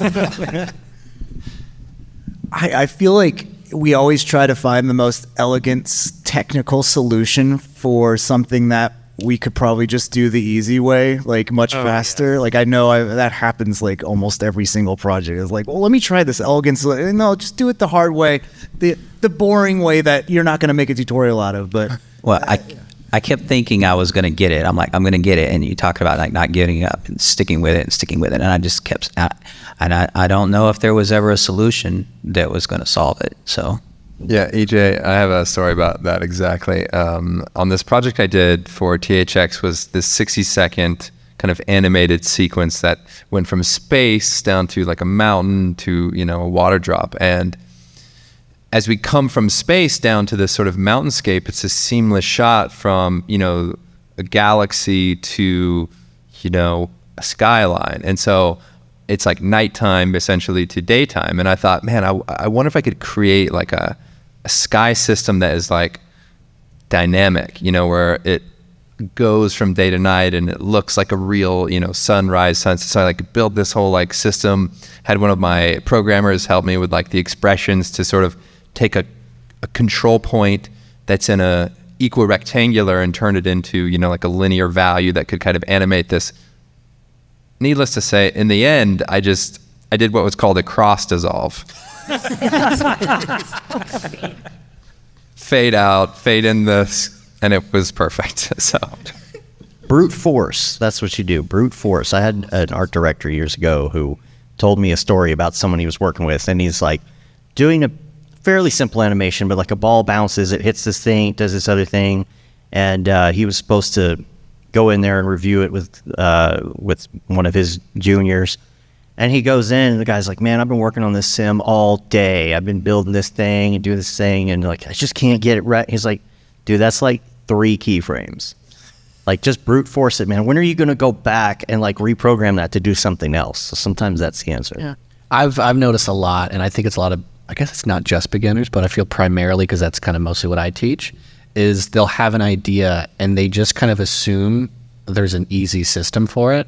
And sometimes you just kind of got to get in the nitty gritty and just do it by hand, because there's not always a system for that. You don't have a Pixar button? Yeah. It's what's the photoreal button? Can I find the photoreal button? Because that's, There's a prompt for that. Yeah. No, no. Sorry. I also want to mention on the questions, I think the Maxon version of the stream doesn't have comments on, so if you go to the MoGraph version, you can ask a question there. Anybody else in the audience? Wait, I didn't ask if anybody had something else they wanted to add to that. Okay, good. Anybody else have questions of the audience right now? Because if not, we're going to move to the AI. Oh, no. You know how it goes. Please answer. Please someone ask more questions. We're going to AI for questions. Oh, okay. ChatGPT, ask question to. Any other things we want to discuss before The next 2 hours. we get to AI? Actually, does anybody have a specific topic that they'd like to bring up? I don't know if this is a top. I don't know why I'm questioning everything I'm saying. Let me just stop that right now. In confidence, I'm going to speak. When I was on the other side of the fence before I was doing this professionally, I guess, and I wasn't being paid for it, I was doing everything I thought to be right, but I would see the work I was doing and I was looking at it in my dorm room and I was like, yeah, this ain't nothing. You know what I'm saying? Like, it's not nothing special. And then within like 6 months, I was able to get like a professional gig doing this work. And I was doing the same stuff I was doing in my dorm room, but at my parents' house. So I'm like, this is so bad. Everything I would do, I'm like, I'm not on my own. I'm not like an adult. Like, I have so much to learn. This is not what my client needs. And all my work's like movie work. So like the stuff I was submitting, I'm like, this is going like in front of a director and like VFX producers. And I'm like 21. Like, I don't know what I'm doing. I literally don't know what I'm doing. And I'm like making it up. I'm like, I think this looks good. And I would give it to them. And then like the work would go out and it was hitting the notes and it was fine. And it was the studio that I was working for at the time was super happy with what I was doing. And they're like, dude, like, you're growing, you're doing fine. But I felt like that I was missing like the special sauce. I was like, every time I would look at other people's work, I'm like, man, they have like this special sauce about it. And I realized that it was the perception of somebody looking at your stuff presented like through the internet or through a different medium. So like when my work came out and I was watching my stuff like in a theater or like on TV, it still felt the same to me because I'm like, oh gosh, I was like, I could have designed that way better. But then I'll see tons of people talking about it and they love it. But it's like that perception of like, it's on TV, so it's cool. Or like it's in a theater, so it's neat, And there's like this, I keep saying essence. There's this essence to it. And I found the same thing when people would post stuff online. They'd post these like awesome cut things on Instagram and it would look really pretty and really great. And technically I could remake it, but I always felt like I was inadequate because I wasn't being presented the same way they were. I'm like, well, I just did that and this might be TMI, but like when I was working on like a lot of stuff on this, one of my early projects, like I wasn't wearing pants. Like I would just like wake up and I'm like walk into my, not right now either. I'm not wearing pants. I would walk in my office and like I'd pour a bowl of Doritos and like my mom would call me and she'd like tell me about something and I'm like, I'm doing this work and I look at it and I'm like, there's no way this is like Hollywood. This is not what this is. And then it would come out and everyone would look at it and like give me high regards about it. I'm like, I bet that's this not guy special. was wearing pants. I was like, yeah, this guy's wearing pants. So anyway, I say all of that not to disturb you, but to encourage you, because it honestly seems to be like a confidence thing, really.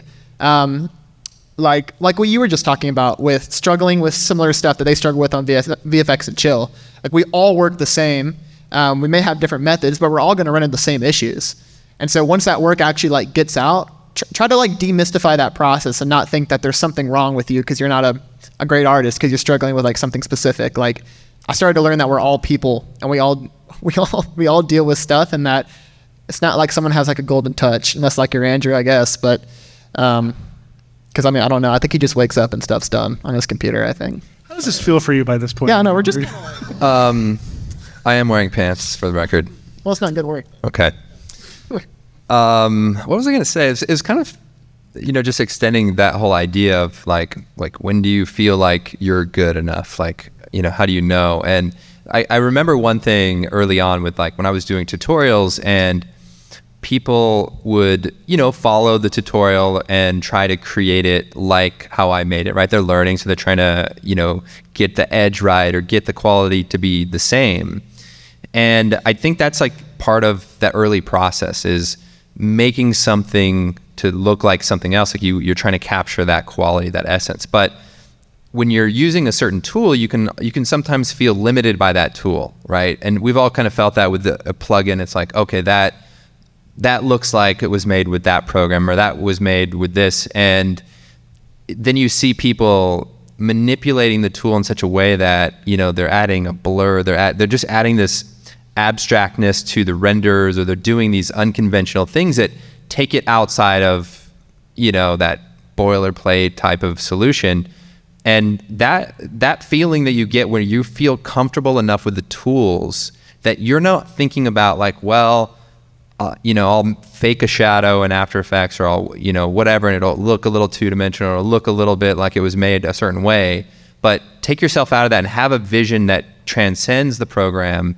And so having references or aspirations for things that are beyond the tools, then somehow, once you know what you want in your mind, somehow the tools can pull it off. It's like you go from, oh, I'm just trying to get it to work and it doesn't look good, to now knowing what you want, and the tools can be elevated to that. So that was when I really felt comfortable, was, you know, where I felt like I could, you know, with enough work, I could achieve the vision in my head. And, you know, so just taking the time to work through it, and so that you don't think about the tools and you're just thinking about what you want, and you know, you go from there. And no pants, apparently. Hey, you heard from this guy.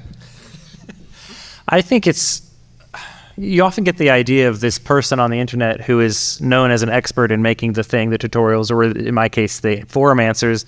They must know everything, but y'all, sometimes we Google our own tutorials to find the answer to things that we've answered other people, and we just forget. Like, Yep. You sometimes you have to look at your own tutorial to remember how to do a thing, and that's fine. You can't remember it all. You have the internet. That's what it's for. I'm looking to see if there's any more questions online. One of them is talking about the strategic camera placement, so that Andrew Kramer is in both shots. That's good. Actually, that happens wherever you put the cameras. I don't know how. Oh, yeah. Wait a second, is this thing being recorded? Yes. Any other questions in the audience before I got a good one? Okay. The question is about critiquing your own work, and that's a good one. That's always tough for me to look at my own stuff and like, is this any good? I don't know. I'm not looking at someone else's stuff.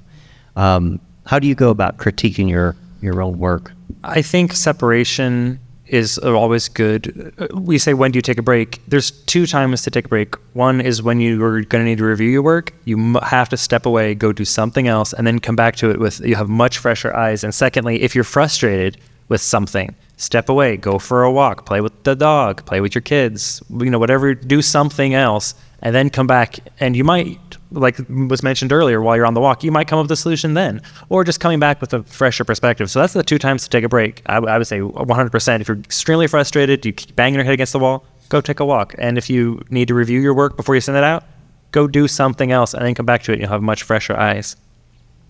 I think it's also good to kind of treat yourself as an employee of yourself, and kind of separating, like, don't be so hard on yourself. Like, would you say that to another person that would work for you? Like, is it constructive criticism, or are you just being hard on yourself? Yeah, taking breaks. Also for me, I like to be very good to myself and like kind of feel what works for me. Like, if I want to work at 3 a.m., if it works for me, it works for me. And just sort of like let yourself fall into patterns that work for you specifically. Yeah, be kind to yourself. Like, yeah. Amen. Also, for me, what helps me get out of that trance you're talking about, I think, is to show it to people. Like, not like publicly post it, although there was a season of my life where that's what I would do. Usually it's Michael and Hashi who I'll show something to. When I used to have a full-time job, I'd go into my poor coworkers' offices and be like, hey, can you come watch something? And they'd watch the same thing over and over and over the course of like 2 weeks. But that was, honestly, I didn't even need their feedback most of the time. It was honestly just having someone else look at it. Suddenly I came out of the trance, saw it through their eyes, and it was like, don't even say anything. I know exactly what's wrong with it. But it's only because other eyes looked at it. So one of the things that I look at is I like Frank Lloyd Wright's approach to design, a lot of architectural design, and that's like form follows function. So I have to just remind myself of what I'm actually doing. Because sometimes I'm just like, oh, does it look a certain way to my own eye, to my own taste level? And often it'll be like, I could sit here and it will just never be enough for me. But then when I go into my more analytical mind of form follows function, this is for a client that has terrible taste. What are you doing? Right? So then when I get that question, it's like, oh, well, I just need to ship it. Like, that's where it goes back to fuck it, ship it. Like, get it out, other people's eyes on it is part of that shipping process, because it's usually the iterations and the refinement, not necessarily just grinding on one thing that you think is important, but knowing what that ultimate outcome is, what you're desired, what's the intention, what's the purpose behind this, so what's the function of this? Does it first hit that function? Am I 90% of the way there and I'm just really fussing about that 10%? Cool. Am I aware that I'm fussing about that 10%? Or am I thinking that 10% means I haven't even hit the 90? And that's a question that I have to go back and forth with. And more often than not, I already got 90% of the way there and I'm just fussing. So it's just something to be aware of, and maybe it's something that could helpful to you on the process, is like form follows function. Is it doing what I want it to do? Is it 80, 90% of the way there first? Another problem-solving thing for me is I live with a spouse, and my spouse does not know motion design.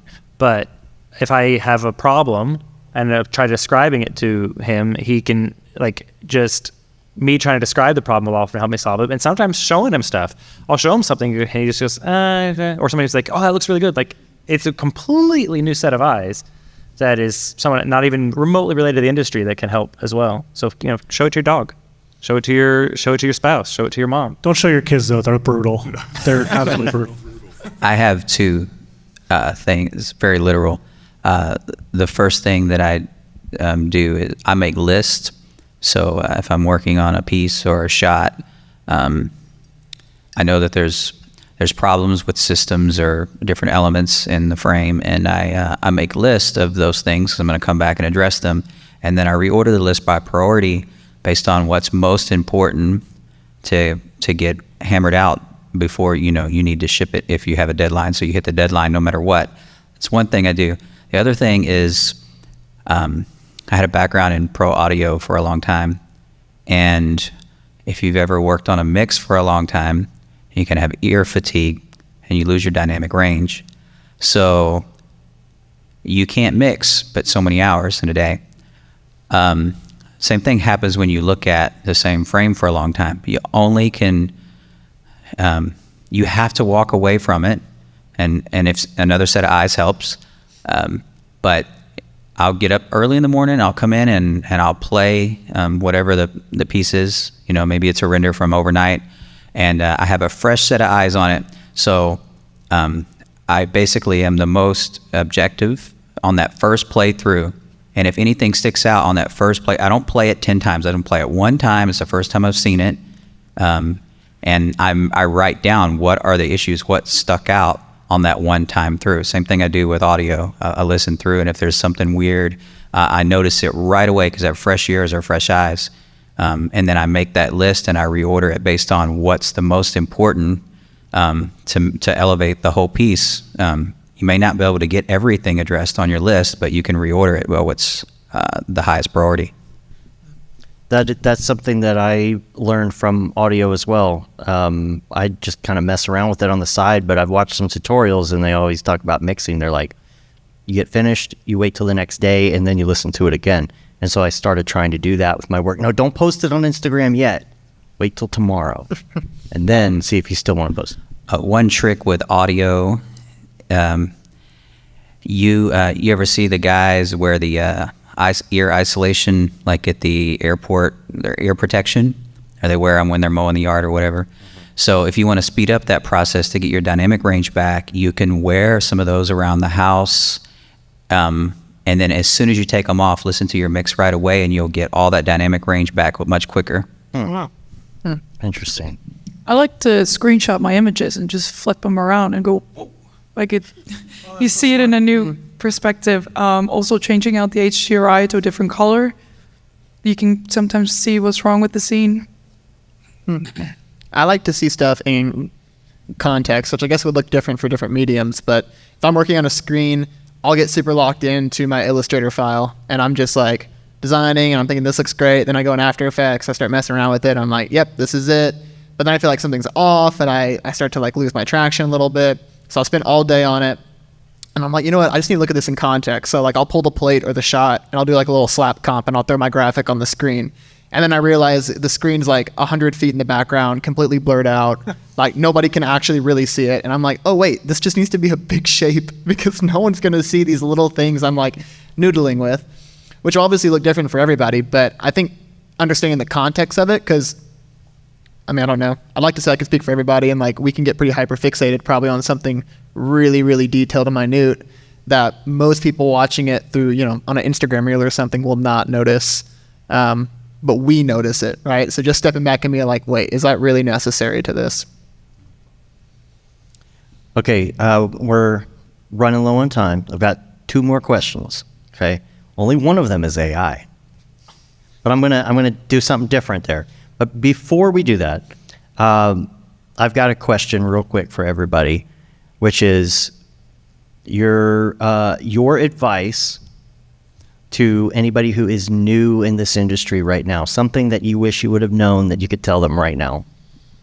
I'll go first. My advice is don't try to do everything.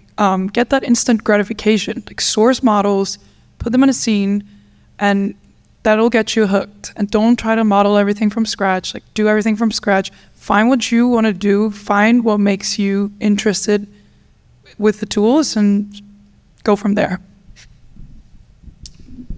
My big advice, which I did not follow at the beginning, is don't let clients bully you. Because when I was new, I was really excited to do everything and wanted to do everything right and please everyone. And you aren't going to gain the connections and like things you want from having a terrible time with every client. Like, and they will bully you. So have boundaries and say no when you need to. I think my advice would be it's okay to draw inspiration from other people's artwork because that's what all the professionals do. Because I think there's this romanticized idea of like, I came up with this entire thing from scratch. But the thing about your brain is every idea that you come up with is derived from all of your past experiences. So just look at other people's artwork and, you know, when you're just learning, just recreate it. And then as you do that for a long time, obviously don't plagiarize, but you'll eventually learn how to make it your own. But you are not going to come up with your best work by being like a mental island. Or if you do it, you're going to find out somebody actually did it anyway and you didn't know it. Simpsons did it. Yeah, have inspirations because everyone, like I'm a big fan of comedy. And if you look at a lot of these comedians' original work, they seem like someone clearly that they loved. And the same thing goes with art. So it's okay, take the pressure off yourself. Don't listen to other people who brag about coming up with everything all their own because they're probably lying. It's fine. Draw inspiration. I would say to someone who's brand new, if you find this really cool tutorial online, go ahead and do it, but then adapt that technique to do something else. Like take that idea, take that technique, find something in there, and then push it further. Try something else. Mix a technique from another tutorial in there. Like don't just follow it and say, here's the result of the tutorial. That's not going to help as much as taking that technique and idea and applying it somewhere else. That'll really help the technique, the tutorial, and what you're learning sit a lot better than just, I know how to push the same buttons he pushed or she pushed. So I got 2 quick ones, and this is a very human answer before we get into AI. And this is since the dawn of humanity, and it still carries on, is find 2 people. If you're just getting started, find 2 people. Doesn't matter if it's an art or anything else. And one's a mentor and one's a sponsor. A mentor is going to teach you the tools of the trade. A lot of that might be some of the people up here that teach tutorials. It might be online. They're going to teach you the tools of the craft. A sponsor is going to be someone who can speak well on your behalf to be able to get you jobs or to be able to influence other people to get you jobs. Develop those 2 relationships early and continue to foster those. Anyone else before the AI question? One quick thing is I would just say, try different things, right? There's so many different facets of this industry, from 3D to UI to lighting, and you never know, there might be just something that you really love more than something else. And And on that note is particularly because of the sort of generosity of the community, is that if you can partner with or meet with people who maybe do something different than what you're into, you can find a way to sort of work together with them, maybe on a project, and kind of help augment each other's skills. But it also gives you a chance to peer behind the curtain to somebody who is really skilled in a different area. And sometimes the more you learn about stuff, the less overwhelming it might seem. Like when you see something that you don't know how to do, your mind immediately just feels like it's overwhelming, like it must be some terrible dark secret to figure that out. But once you understand how it's done, and you might find some joy or some interest in that. So just give yourself an opportunity to see more, areas. I was going to say, this is kind of like more of an overarching broad thing, but always have something like a long-term goal, short-term, things that you can chase. But at the same time, like one of my favorite artists has a song called Ungrateful Eyes, and it kind of goes over the concept of, as artists, people, whatever career we're in, we're always in this mindset of, oh, once I do this, I'll be like validated. Once I do that, once I get this job, once I make this much money. But then if we just keep saying these things over and over until one day we'll be on our deathbed or whatever, and we're like, I just had one sigh my whole life and was never like satisfied with the current state that I'm in.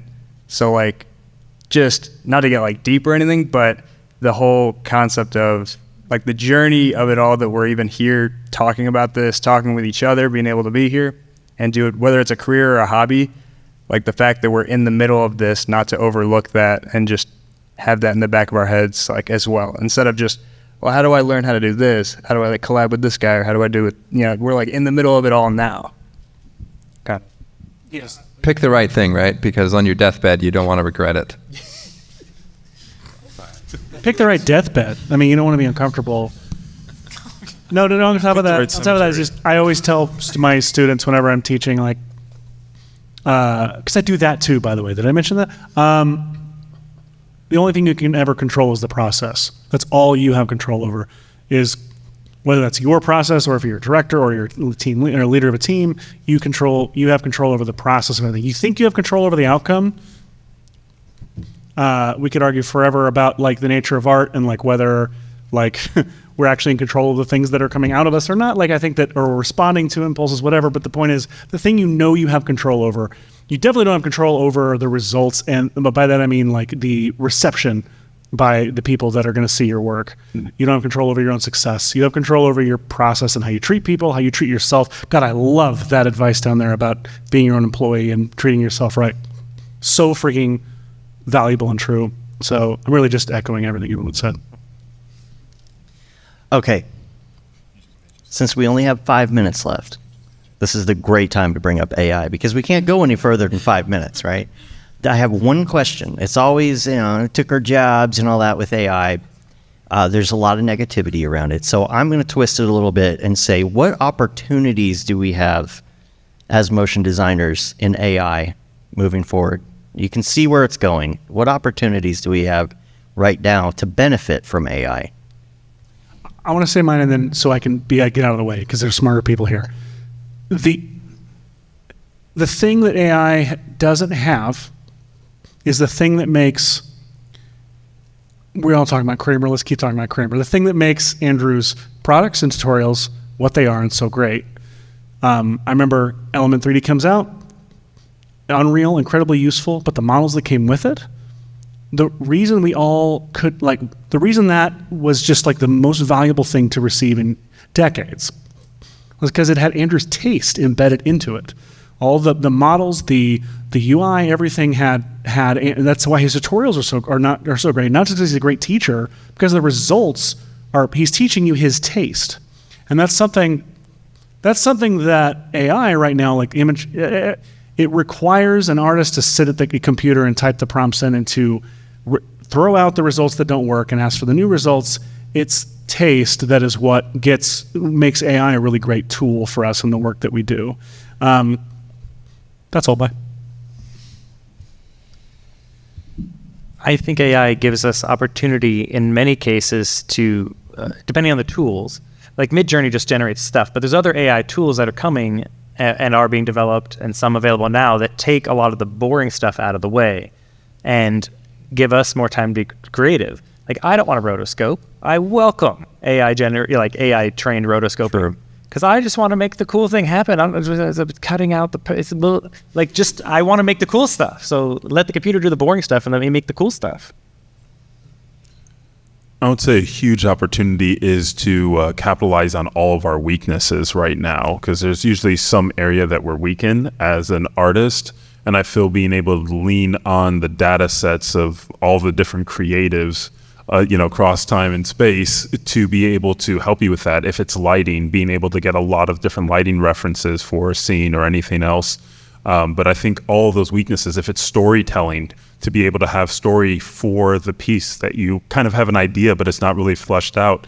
So I feel that the opportunity is for us to do more of that personal work that just might have seemed like a mountain of work, to be able to get a lot of more bits and pieces and to see more of your creativity come to life sooner, using AI as an aid to get more of those stories that you've had since childhood that you're like, I'll just never get to it. Now's the time to really be able to see those shots that you never knew you could get to. All right. Any more AI before we take off? I was going to say that's like perfectly it. Like, think about how intimidated artists are from trying anything because they think they're going to fail at it. Like, and I was showing in my presentation, like, I'm terrible at modeling, and that holds me back from doing all the things I want to do. Like, I can sketch out a character, but I almost like put like a governor on my own creativity, because I'm like, well, I don't know how to visualize this character. So I think, it's just one of these things where it's like fear kills more dreams than failure ever will, And so I think that is the opportunity there. And I think if anyone can create anything, that's where I think we all come back to the point of, like, why are we artists to begin with? What do you have to say? And what are you going to say with it when everyone can do whatever they want? And also, like, along the lines of being scared to get inspiration from other people, something AI and Midjourney has let me do is not feel like I'm stealing something. I'm using something as a reference. I'm like, oh, I'm not stealing, that person's idea. No one's ever going to see this Midjourney thing that I have in my reference folder. So that's helped me a lot. That's positive. But I think we're going to wrap up now. I'll let Matthias come out here to play us out, to close us out. I will say that, first of all, I'd like to thank Julie for crafting our snack experience back here, because it's awesome. Thank you. And on that note, we have pizza and soft drinks and things like that out here to mingle. Now, as this comes back to the whole networking thing, right? Like, now's the time to go talk to people, to meet people, to network, and then take it further. We're going to go celebrate after this. Bearded Iris at 7 o'clock. Sylvan Supply, the one that's over here. So if you don't have anything going on, if you're just going to go home and go back to TikTok or whatever, maybe consider coming back to this little after party thing and hanging out and meeting people, because you never know where that's going to lead. And talk to Vernon too, because if you're in Nashville, it's going to continue. So we're going to get out of here though. Make sure that you check online. If we're going to be in your area, come and see us. If not, check out the live streams and everything else. But we're going to get out of here. So till next time, I'm Dave. I'm EJ. And this was DAT.